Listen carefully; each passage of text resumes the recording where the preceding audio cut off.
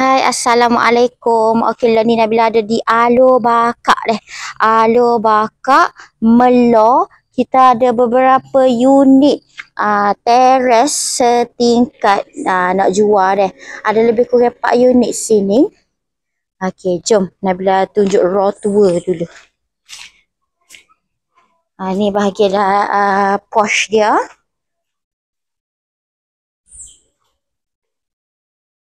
Okay, living room jenis manja.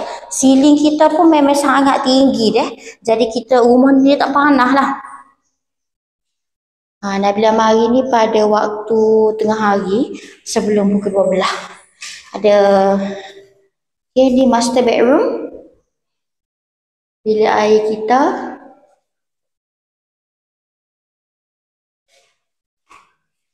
Okay.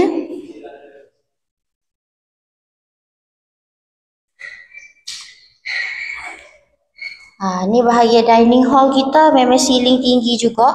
Kalau kita nak fully utilize tempat ni untuk buat storage ke, kita nak buat full cabinet, racking ke atas tu memang molek juga.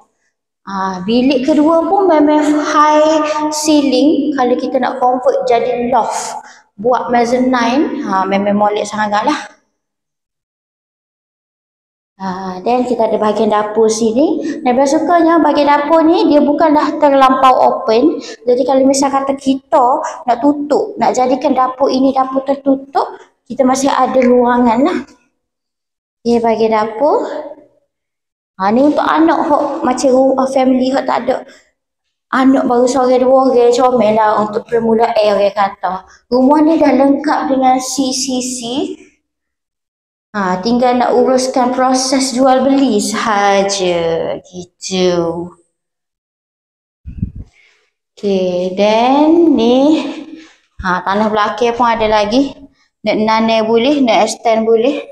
Tanah lebih kurang dalam 5 kaki lebih lah. 5 kaki lebih.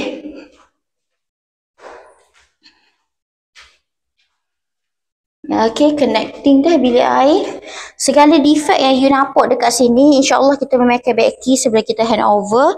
Kita akan bagi yang baru lah, hak mana hak rosak.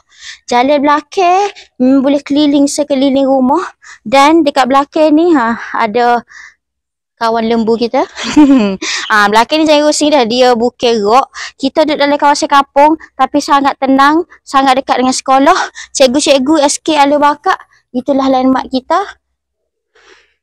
Jadi kalau nak tahu di mana lokasi yang tepat dan nak tengok rumah, boleh cepat-cepat WhatsApp Nabila. Bye.